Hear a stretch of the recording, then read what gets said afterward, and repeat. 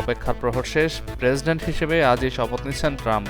আর মাত্র কয়েক ঘন্টার অপেক্ষা, যুক্তরাষ্ট্রের 47তম প্রেসিডেন্ট হিসেবে শপথ নিতে চলেছেন ডোনাল্ড ট্রাম্প। সোমবার স্থানীয় সময় দুপুরে তিনি নতুন মার্কিন প্রেসিডেন্ট হিসেবে শপথ নেবেন। পুলিশ র্যাব আনসারের পোশাক পরিবর্তনের সিদ্ধান্ত চূড়ান্ত। সংস্কারের অংশ হিসেবে Bangladesh police, rapid action battalion ও আনসারের পোশাক পরিবর্তনের সিদ্ধান্ত চূড়ান্ত করা হয়েছে। সোমবার স্বরাষ্ট্র মন্ত্রণালয়ে উপদেষ্টা পরিষদের বৈঠকে পোশাক পরিবর্তনের সিদ্ধান্ত চূড়ান্ত হয়েছে। সাজাপ্রাপ্ত আসামিকে রাষ্ট্রপতির ক্ষমার ক্ষমতা চ্যালেঞ্জ করে রিট। কোনো নীতিমালা ছাড়া সাজাপ্রাপ্ত আসামিকে রাষ্ট্রপতির ক্ষমা করার ক্ষমতা প্রয়োগের বৈধতা চ্যালেঞ্জ করে হাইকোর্টে রিট দায়ের করা হয়েছে। সুপ্রিম কোর্টের আইনজীবী অ্যাডভোকেট ইরশাদ হাসান জনস্বার্থে এই রিট দায়ের করেন। সাবেক এমপি মোস্তফা জালাল মহিউদ্দিন গ্রেপ্তার।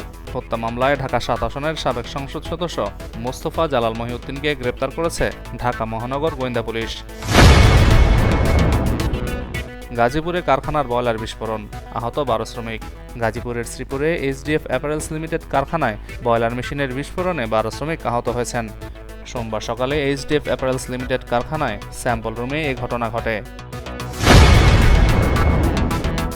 নিউ ইয়র্কে 7 সাংবাদিক অ্যাওয়ার্ড। মার্কিন বহুজাতিক সমাজে এশিয়ানদের অবস্থান আরও সুসংহত করার লক্ষ্যে নিরলসভাবে কর্মরত বাংলাদেশ, ভারত, পাকিস্তান, চীন, ফিলিপাইন, নেপাল সহ 7টি দেশের 7 সাংবাদিককে অ্যাওয়ার্ড দিয়েছে ত্রিবেণী টাইমস নামক একটি নেপালি পত্রিকা। মুক্তির পরপরই আকাশ ছোঁয়া দামে ট্রাম্পের মিম কয়েন। চালু করার 2 দিনের মধ্যেই ডোনাল্ড ট্রাম্পের একটি অফিসিয়াল মিম কয়েনের দাম শতকরা 40,000% বেশি বৃদ্ধি পেয়েছে।